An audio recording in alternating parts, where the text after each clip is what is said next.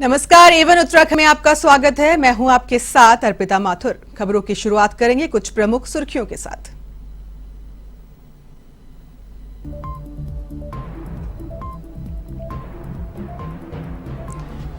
उत्तराखंड में मुख्यमंत्री के चेहरे पर सस्पेंस बरकरार। पुष्कर सिंह धामी ने केंद्रीय गृह मंत्री अमित शाह से की शिष्टाचार भेंट, तो राष्ट्रीय अध्यक्ष जेपी नड्डा और राष्ट्रीय महामंत्री संगठन बीएल संतोष से भी मुलाकात।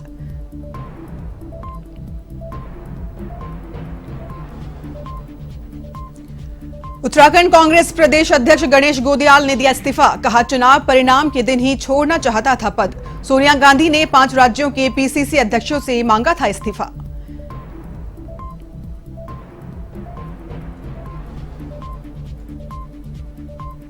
उत्तराखंड में 12 से 14 साल के बच्चों का टीकाकरण शुरू। करीब 3.92 लाख बच्चों को मिलेगा कोरोना से सुरक्षा कवच। सभी जिलों को भेजे गए 4 लाख से अधिक कॉर्बेवैक्स टीके।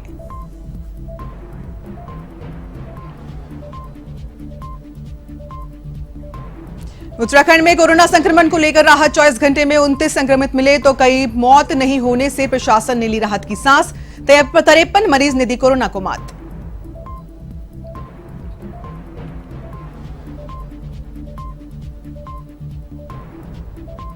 लाल कुआं में खाद्य विभाग की बड़ी कार्रवाई। किराना, मिठाई समेत 1 दर्जन से अधिक प्रतिष्ठानों पर की गई जांच। 4 दुकानों से लिए सैंपल, तो कई दुकानदारों को थमाया नोटिस।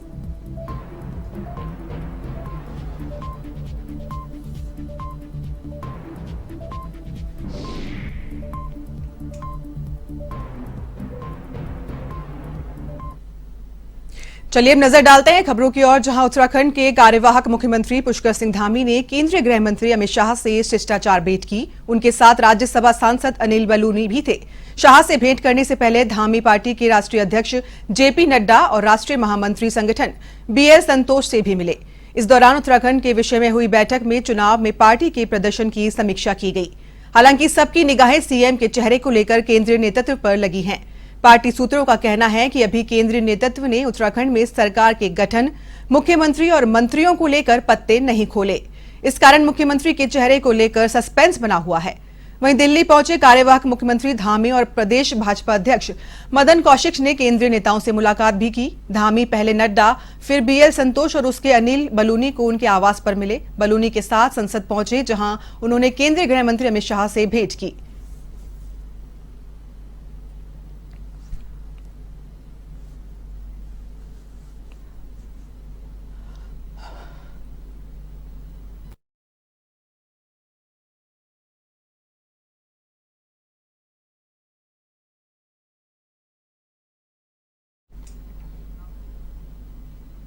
वहीं उत्तराखंड कांग्रेस प्रदेश अध्यक्ष गणेश गोदियाल ने अपने पद से इस्तीफा दे दिया है। उन्होंने कहा कि प्रदेश में हुए विधानसभा चुनाव में पार्टी की हार की नैतिक जिम्मेदारी लेते हुए मैंने अपना इस्तीफा सौंप दिया है।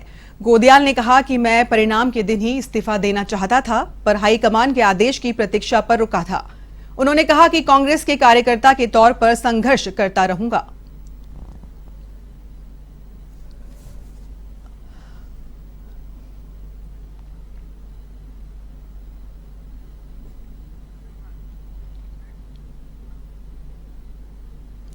वहीं कोटद्वार नगर निगम और जल संस्थान के अधिकारी ध्यान देने के बजाय चैन की नींद सो रहे हैं। स्कूल में बच्चों को गंदे पानी से होकर गुजरना पड़ रहा था, जबकि इसकी शिकायत विधायक रितु खंडूरी को लगी, तो उन्होंने मौके पर जाकर देखा तो मामला सही निकला।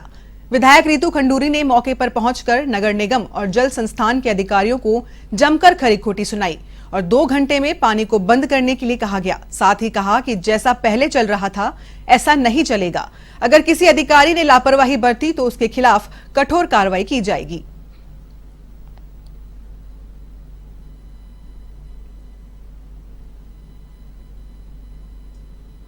देखिए, ऐसा है, कल मुझे खबर आई थी, यहाँ से फ़ोन आया था मुझे कि राजकीय प्राथमिक विद्यालय नंबर 6 का सुएज लाइन टूटी हुई है और यहाँ पे गंदा पानी स्कूल के अंदर घुस रहा है। और जब मैं यहाँ आई, मैं देख के मुझे हैरानी हो गई। एक तरफ बच्चों का खाना बन रहा है, दूसरी तरफ ये गंदा पानी बह रहा है। अभी एक हमारे कार्यकर्ता उसमें गिरे हैं। बहुत दुख है मुझे कि इस चीज़ की चीज़ें यहाँ हो रही हैं। आगे आगा हो जाएं सारे अफसर। अगर इस तरह की चीज़ दोबारा से कहीं दिखने को मिली तो सख्त कार्रवाई, कड़ी कार्रवाई अफसरों पे होगी। उनको खुद खबर होनी चाहिए। ये काम मेरा नहीं है कि मैं उनको खबर पहुंचाऊं। 15 दिन से उन तक जनता पहुंचने की कोशिश कर रही है या पहुंच रही है, उसके बावजूद ये काम नहीं हो पा रहा है। 2 घंटे का समय दिया, 2 घंटे के अंदर काम नहीं होगा तो कड़ी कार्रवाई होगी। सीवर का स्कूल के अंदर तो नहीं आया, बाहर कैंपस में बाहर की तरफ आ रहा है। सीवर लाइन कोई सड़क की फटी हुई है और चूंकि ये ढाल में स्थित है ये स्कूल, तो वो पानी इसी तरफ आ रहा है। हालांकि इसमें क्षेत्र यहाँ के जो लोकल एसडीएम मैडम हैं उनको और जल निगम के संबंधित अधिकारियों को अवगत करा दिया गया है, सफाई के लिए कह भी दिया गया है। इसके अलावा जहाँ तक खाना बनने की बात है, खाना फर्स्ट फ्लोर पे बनेगा और नीचे नहीं बनेगा उसके आसपास। ये मैंने अभी निर्देशित कर दिया है। बच्चे जाएंगे या सुबह के स्कूल आ रहे हैं तो उन्हें दिक्कत काफी हो रही होगी, तो कैसे किया जा रहा है? जी बिल्कुल, इसमें अब ये चूंकि दूसरे डिपार्टमेंट का मामला है, इसमें सफाई मेरे स्तर से या हमारे शिक्षा विभाग के स्तर से तो नहीं की जा सकती है। तो हमने संबंधित विभागों को कह दिया है, रिक्वेस्ट भी कर ली है और टेलीफोनिकली भी बता दिया है। एज पॉसिबल वो लोग करवा देंगे तो ये समस्या से तो वहीं काला ढूंगी विधानसभा में होली महोत्सव की धूम मची है। गांवों में खड़ी होली को लेकर ढोल मजीरों के साथ घर घर जाकर होली गायन कर रहे हैं। वहीं गांव-गांव महिलाएं विभिन्न स्वांग रचकर सामाजिक कुरीतियों पर भी प्रहार कर रही है। इस दौरान भाजपा नेता मनोज पाठक के आवास पर पहुंचे होलियारों ने एक से बढ़कर एक होली गायन किया और अबीर गुलाल उड़ाकर एक दूसरे को बधाइयां भी दी गई।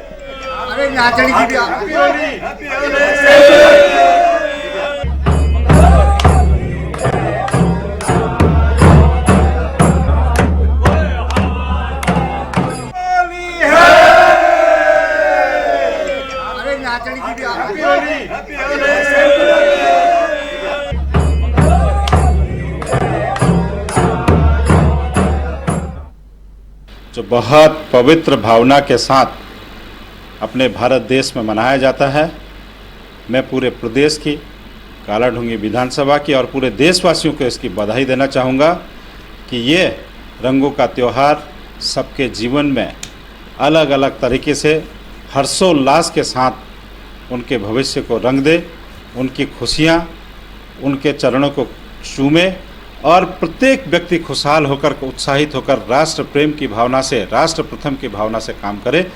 यह शुभकामनाएं मैं होली पर्व पर देता हूँ। उत्तराखंड में गुटबाजी एक बार फिर कांग्रेस को ले डूबी। चुनावी परिणाम में कांग्रेस की हार के बाद कांग्रेसी दिग्गज एक दूसरे पर हार का ठीकरा फोड़ते नजर आए। टिकट बंटवारे और प्रत्याशियों को चुनाव लड़ाने में भारी झोल किए जाने का आरोप लगाया गया है, जबकि हाईकमान ने कांग्रेस की हार के बाद प्रदेश अध्यक्ष से इस्तीफा मांगा तो प्रदेश अध्यक्ष गणेश गोदियाल ने हार की जिम्मेदारी लेते हुए अपने पद से इस्तीफा दे दिया। हरीश रावत भी हाईकमान से बार बार खुद को पार्टी से निष्कासित किए जाने की गुहार लगा रहे हैं। हरीश रावत पर लगाए आरोप और पार्टी से इस्तीफा देने के बयान के बाद अब हरिद्वार जिले में भी कांग्रेस कार्यकर्ताओं का गुस्सा फूटने लगा है। पूर्व कांग्रेस राज्य मंत्री आदित्य राणा ने कहा कि गुटबाजी के कारण ही कांग्रेस को हार देखनी पड़ी। कुछ लोग हरीश रावत पर झूठा आरोप लगाकर उन्हें बदनाम करना चाहते हैं। प्रदेश में केवल हरीश रावत का ही चेहरा था जो कांग्रेस की नैया पार लगा सकता था।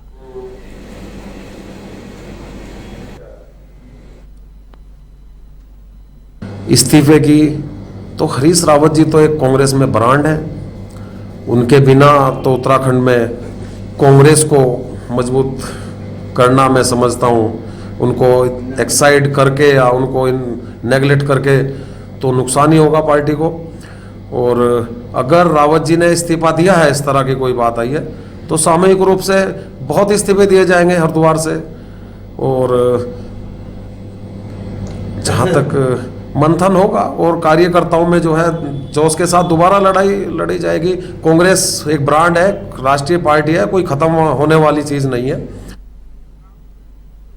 कश्मीरी पंडितों पर बनी फिल्म द कश्मीर फाइल्स को लेकर भाजपा नेता मनोज पाठक ने विधानसभा क्षेत्र के युवाओं से अपील की और कहा कि हर राष्ट्रभक्त और सनातन धर्म को मानने वालों को ये मूवी देखनी चाहिए और आगामी 22 तारीख को ये मूवी निःशुल्क दिखाई जाएगी, जिसके लिए हल्द्वानी के 2 बड़े थिएटर बुक कर लिए गए हैं।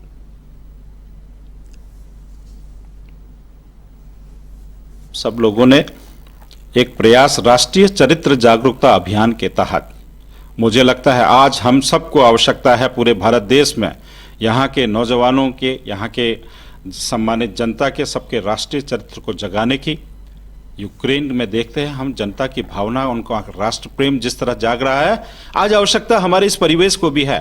तो इसके तहत राष्ट्रीय चरित्र जागरूकता अभियान को प्रोत्साहित करने के लिए आगामी 22 तारीख को हम उसी राष्ट्रीय चरित्र जागरूकता के तत्वाधान में निःशुल्क रूप से लोगों को फिल्म दिखाने का काम करेंगे।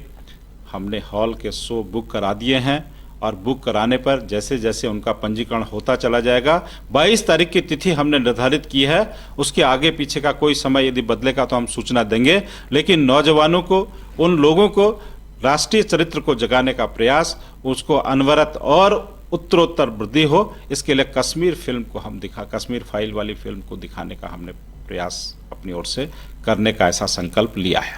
हमने आग्रह किया था आदरणीय धामी जी को कि अनन्य स्टेटों में करमुक्त इसको किया गया है कश्मीर फाइल फिल्म को, उन्होंने भी कल इसमें आदेश किए हैं। मैं हार्दिक आभार व्यक्त करूंगा अपने आदरणीय मुख्य।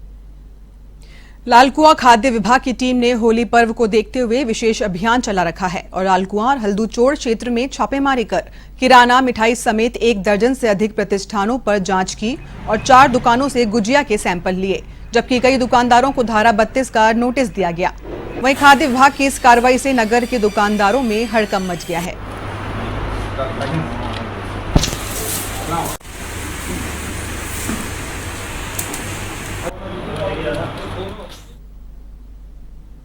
हुए पिछले 3 तारीख से हम लोगों का अभियान चल रहा है। इसमें अभी तक हम लोग जनपद के अलग अलग क्षेत्रों में लगभग 45 नमूने हमने संग्रहित किए हैं और लगभग 8-10 जगह हमने लोगों को नोटिस दिया है जहां सफाई में और कमियां दिखाई दी गई हैं।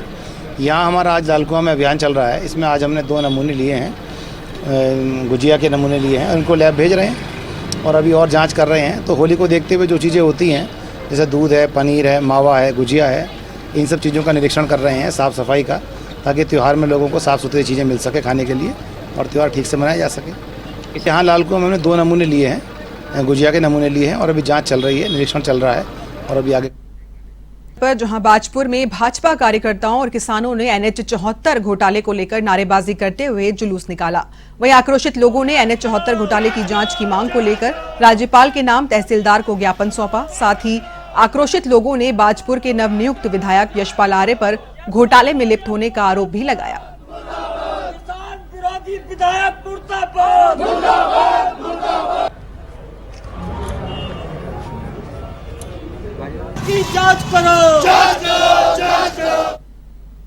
कि 2017 से पहले जो कांग्रेस की सरकार थी उसमें NH बना।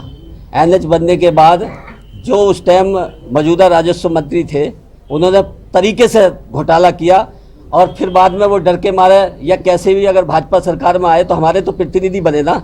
हमने प्रतिनिधि उनके बनने के बाद 50 बार उनके हल्द्वानी जाने के बाद हाथ जोड़ जोड़ के ये कहा, बाबूजी किसान की खतौनी डबल लोकर में जो बंद है उसे वापसी करा दो, क्योंकि किसान से जो जमीन किसान की छू रही है NH 74 से वो 1 या 2 किसान है केवल। मगर हमने इनसे कहा कि उनकी स्कैन करा दो खतौनी, जो किसान वहां पे है उनके खतरा नंबर स्कैन करा के बाकी किसानों को पीड़ित होने से बचाओ। मगर यशपाल आर्य ने एक नहीं सुनी, क्योंकि उस मामले में वो भी संलिप्त थे। तो वहीं बाजपुर के SDM कार्यालय में बार एसोसिएशन से जुड़े अधिवक्ताओं ने सिविल जज जूनियर डिवीजन के अनुचित व्यवहार के विरोध में जमकर प्रदर्शन किया। इस दौरान अधिवक्ताओं ने अनिश्चितकालीन कार्य बहिष्कार करने की बात कही और साथ ही बाजपुर बार एसोसिएशन के अध्यक्ष शिवराज सिंह राणा ने कहा कि सिविल जज जूनियर डिवीजन का व्यवहार अधिवक्ताओं के प्रति अपमानित करने वाला है, जो आए दिन अधिवक्ताओं को न्यायालय में अपमानित करने का काम करती है, जिसके चलते अधिवक्ताओं को हड़ताल पर जाने को मजबूर होना पड़ा है। अधिवक्ताओं का शोषण, एकता, अधिवक्ता एकता। जब से ये मैडम साहिबा आई हैं, शाइस्ता बानो जी, हमने इन्हें कई बार समझाया कि आपका व्यवहार जो है अधिवक्ताओं के प्रति और मुवक्किलों के प्रति बहुत ख़राब है, लेकिन इनके व्यवहार में बिल्कुल भी सुधार नहीं आया और हम लोग कई बार इन्हें पहले भी समझा चुके हैं। इन्होंने अभी 5-6 दिन पहले एक अधिवक्ता अनिकेत बेनी उनके बेल बॉन्ड फाड़ दिए और जो है परसों जो है इनका वकालतनामा फाड़ दिया, जो कि हमारी बाजपुर बार से जारी होता है और उसमें अधिवक्ता कल्याण भी लगता है, जो हमारा बार काउंसिल से जारी होता है, उसे भी इन्होंने फाड़ दिया। ये बात तो जब से मैडम शाइस्ता बानो जी हमारी यहाँ सिविल जज जूनियर डिवीज़न बन के आई हैं, पहले भी कई 2-3 मैडमें पहले भी हमारी जूनियर डिवीज़न बन के आई हैं, ऐसा व्यवहार आज तक किसी भी मजिस्ट्रेट का नहीं रहा जैसा मैडम महोदया का है। कई बार वकीलों को अपमानित करने का मामला हम सिविल जज जूनियर डिवीज़न महोदया के समक्ष उठा चुके हैं, कई बार भी इनसे वार्ता हो चुकी है, लेकिन इनके आचरण में कोई फर्क नहीं आया। आज मजबूरन बस हमारी कार्यकारिणी को निर्णय लेना पड़ा। इन्होंने 1-2 दिन पहले हमारे अधिवक्ता साथियों के साथ अपनी बार से निकालने का और हमारे वकालतनामे फाड़ने तक सल्ट से नवनिर्वाचित विधायक महेश जीना द्वारा कर्मचारियों को लेकर दिए गए बयान के बाद ये मामला लगातार तूल पकड़ता जा रहा है। शिक्षकों और कर्मचारियों से जुड़े विभिन्न संगठनों के कार्मिकों ने चौघान पाटा गांधी पार्क में जोरदार प्रदर्शन किया और विधायक जीना के बयान की निंदा करते हुए कर्मचारियों ने कहा कि जनप्रतिनिधियों के रवैये पर सुधार नहीं हुआ तो कर्मचारी सचिवालय और विधानसभा के बाहर धरना प्रदर्शन करेंगे। इस दौरान कर्मचारियों की ओर से जिलाधिकारी के माध्यम से मुख्यमंत्री को ज्ञापन भी भेजा गया। जीना जी होश में आओ, जीना जी होश में आओ। बड़े दुख के साथ अवगत कराना पड़ रहा है कि जिन कर्मचारियों द्वारा पूरे राज्य के निर्माण में अपना 94 दिन का योगदान देते हुए इस राज्य का निर्माण किया और हमेशा जो है सरकार और शासन के दायित्व का निर्वहन किया है और पूरे अपने कार्य और दायित्व का निर्वहन करते हुए वर्तमान में लोक सभा के निर्वाचन का जो पूरा मनोयोग से जो है संपादित किया गया और माननीय विधानसभा विधायक सल्ट द्वारा जो है कर्मचारियों के कड़े शब्दों का जो है हम पूरे जनपद अल्मोड़ा के सभी संगठन। खटीमा के चकरपुर बिलहरी ग्राम सभा के ग्रामीणों ने ग्राम प्रधान के नेतृत्व में एसडीएम को ज्ञापन सौंपकर रेलवे विभाग द्वारा बंद किए गए मार्ग को खुलवाए जाने की गुहार लगाई है। ग्रामीणों ने आरोप लगाया है कि कई बार गुहार लगाने के बाद भी रेलवे विभाग द्वारा मानव रहित रेलवे क्रॉसिंग स्वीकृत नहीं किया गया, जिसके बाद विकल्प के तहत ग्रामीणों ने रेलवे क्रॉसिंग पर पुलिया के नीचे से आवागमन शुरू कर दिया था, जिसको रेलवे विभाग द्वारा जेसीबी से बड़े बड़े गड्ढे खुदवाकर बंद कर दिया गया है, जिस कारण आवागमन पूर्णतः बंद हो गया।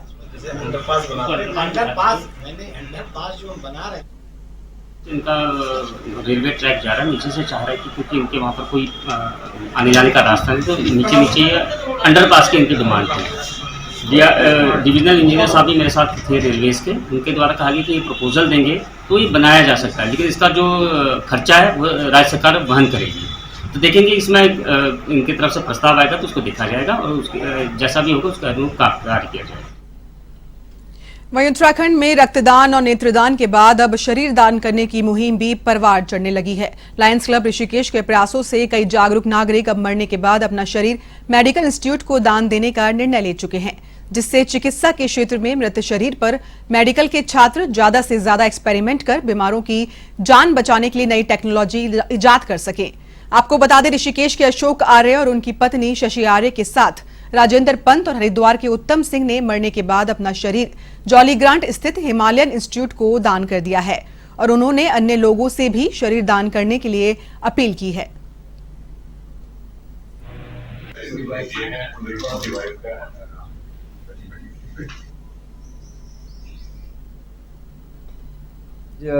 चार बॉडीज हमारे पास उनका जो लेटर आए हैं, डोनेशन फॉर्म आया है, साथ में लायंस क्लब ऋषिकेश की एक बहुत बड़ी अहम भूमिका रही है इसमें। और लायंस क्लब समय समय पे अस्पताल के साथ मिलकर के अन्य क्षेत्रों में भी काम करता है, जिसमें आई डोनेशन है या ब्लड डोनेशन है। तो लायंस क्लब ने एक मुहिम चलाई है ऋषिकेश में कि जो लोग अपनी बॉडी को दान देना चाहते हैं तो मेडिकल कॉलेज में रिसर्च के लिए मेडिकल बच्चों के काम आ जाएंगी, क्योंकि मेडिकल बच्चों को, मेडिकल कॉलेज के बच्चे होते हैं उनको सीखना होता है, पहले बॉडी के ऊपर ही सीखते हो। तो एक बहुत सराहनीय कदम, मैं कहूँगा बहुत बहुत साधुवाद लायंस क्लब ऋषिकेश को। और निश्चित तौर पर इस तरह की जो एक मुहिम है, इससे अन्य लोगों को भी प्रेरणा मिलेगी कि वो अपने शरीर को मेडिकल कॉलेजों में रिसर्च के लिए, मेडिकल स्टूडेंट्स के लिए अपना दान देंगे। तो एक बहुत बड़ा कदम, बहुत बड़ा दान आज हो रहा है। इन चार लोगों को मैं बहुत बहुत, जितना मैं शुक्रिया अदा कर सकता हूँ, उनका आभार व्यक्त कर सकता हूँ कि मेडिकल कॉलेज के बच्चों के लिए उन्होंने अपना शरीर दान दिया है। योग नगरी ऋषिकेश से हूँ और निर्माण का मेरा व्यवसाय है। राजेंद्र कुमार पंत नाम है मेरा। और मैंने एक्चुअली कई मेडिकल कॉलेजों में देखा, जो मेरे डॉक्टर लोग मित्र भी हैं, उनको ये एक बहुत बड़ी समस्या आती है कि हमारे यहाँ बच्चों के, जो बच्चे रिसर्च करना चाहते हैं या सर्जन तो तैयार होते हैं, उनके लिए हमारे यहाँ बॉडियों की बहुत कमी है, जिसके कारण, क्योंकि हमारे हिंदू धर्म में एक अंत्येष्टि करना एक आवश्यक नियम है, जिसके कारण कि हमें बॉडियाँ उनको हॉस्पिटल में नहीं मिल पाती। तो मेरा ये विचार है कि हम सभी अपने अपने शरीर का दान कर सकें, क्योंकि जल की तो ओबेसिटी हो जाती है। तो आने वाले समय में चिकित्सा के क्षेत्र में, इसके रिसर्च के अनुसंधान के क्षेत्र में मुझे लगता है छात्र लोग अच्छा काम कर सकते। मेरी पत्नी भी बॉडी दे रही है, मैं और मेरी पत्नी दोनों ने अपने मृत्यु के पश्चात शरीर का दान किया हुआ है और जॉली ग्रांट में हमने अपनी बॉडी को एग्रीमेंट करा के यहाँ, हाँ मैं लॉयंस क्लब ऋषिकेश से संबंधित भी हूँ और इसी क्लब के माध्यम से जब मैंने सुना कि इस तरह की ज़रूरत पड़ती है हॉस्पिटल में, तो हमने अपना बॉडी का, वाइफ के साथ बॉडी डोनेशन का हमने उत्तराखंड में 12 से 14 आयु वर्ग के करीब 4 लाख बच्चों को कोरोना संक्रमण से बचाव का सुरक्षा कवच मिल सकेगा। प्रदेश भर में इस आयु के बच्चों को टीकाकरण शुरू हो गया है, जिसके लिए स्वास्थ्य विभाग ने सभी जिलों को 4 लाख से अधिक कार्बेवैक्स टीके भेज दिए हैं। स्वास्थ्य विभाग की ओर से स्कूल, हॉस्पिटल्स में बच्चों को कार्बेवैक्स वैक्सीन की पहली डोज लगाई गई। इसके अलावा पहले से चल रहे टीकाकरण केंद्रों पर बच्चों के लिए अलग से काउंटर भी बनाया गया है। विभाग ने करीब 4 लाख बच्चों को कोविड वैक्सीन लगाने का लक्ष्य रखा है। इस आयु वर्ग में सबसे अधिक हरिद्वार में बच्चे पाए गए हैं।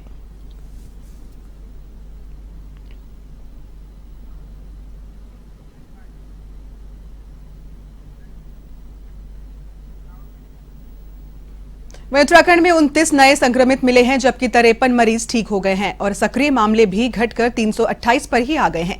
स्वास्थ्य विभाग के मुताबिक 5377 सैंपल्स की जांच रिपोर्ट नेगेटिव आई है, जबकि 6 जिलों में 29 लोग कोरोना पॉजिटिव पाए गए हैं। देहरादून जिले में 15, हरिद्वार में 6, अल्मोड़ा में 3, पौड़ी और उधम सिंह नगर में 2-2, टिहरी जिले में 1 संक्रमित मिला है। 7 जिलों में कोई नया संक्रमित नहीं मिला है और तीसरी लहर में कुल संक्रमितों की संख्या करीब 91,866 हो गई है। संक्रमितों के साथ ही कोरोना मरीजों की मौतें थम गई है, जिससे स्वास्थ्य महकमे में थोड़ी राहत ली है।